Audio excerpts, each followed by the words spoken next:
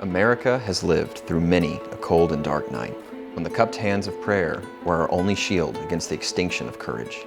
Though that flame has flickered from time to time, it burns brightest when we are willing. Ronald Reagan penned those words in his 1986 presidential proclamation, and they are just as true today as they were back then. Since the original 13 colonies, the leadership of this great nation have always considered prayer to be a great privilege.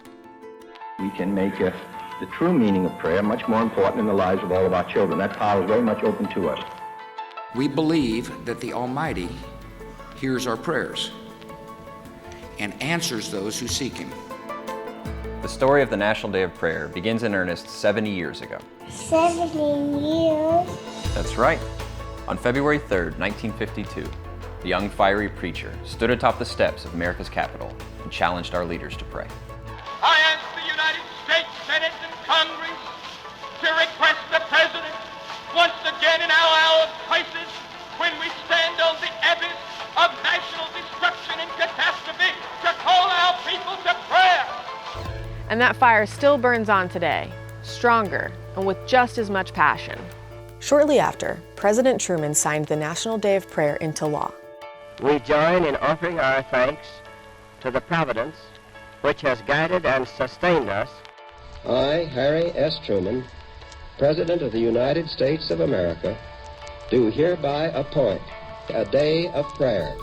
But this would not have been possible without the tireless efforts of a group of dedicated believers who championed the cause with Congress to amend the law. Since 1988, when founding chairwoman Vonette Bright stood beside President Ronald Reagan as he signed the amendment into law, we have seen faithful leaders from all walks of life humbly lead the charge to mobilize America in biblically unified prayer. to encourage and equip believers all across America to fill heaven with rich prayers for our nation and each other. We are the Now generation. And we're calling all Americans to stand together, United.